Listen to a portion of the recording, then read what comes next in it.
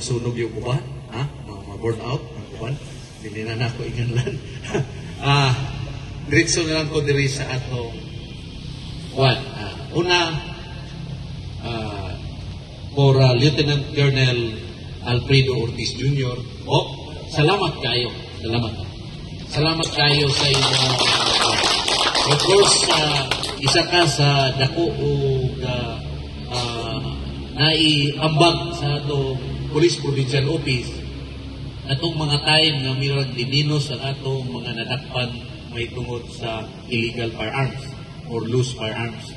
So atong mga nag-surrender sa imuha diri, dako kay itong kwintada kunya makita ginato sa Facebook sa inyong mga program diri unsa kadaghan pod ang nag-surrender dinhi sa Sikan PNFC.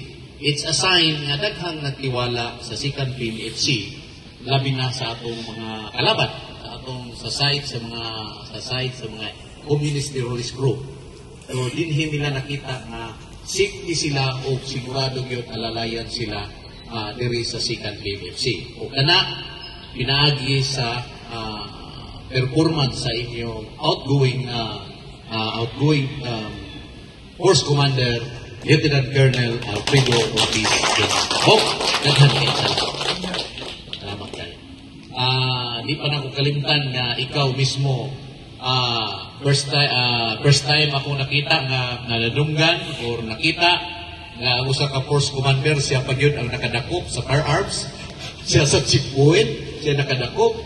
Talagsaon na kasagaran sa mga Force Commander murag sa opisina na lang, commander na lang, pero talagsaon ra pud ng Force Commander na makita nato. Di ko man ingon nga padunggo-dunggo na ko si James.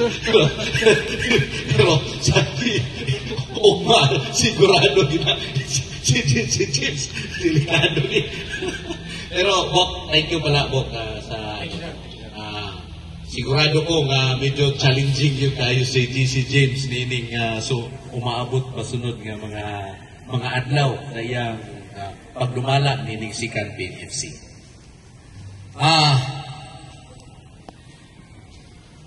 Ang atong provincial director sa pagkakaroon na pasensyahan nyo na tungod kay doon na po pareho po ka-importante nga meeting na siya tambungan din na doon na tayo command-conference karon sa region. So gusto higit sa atong provincial director. So in behalf na lang sa atong provincial director kasi ko may nakailang commander no other than Police Colonel Oliver Soto Navales. Palakpakan po natin ang ating pinagkakaroon. Of course, dito kay GC James, kay Police Major GC James, ang panggiitan,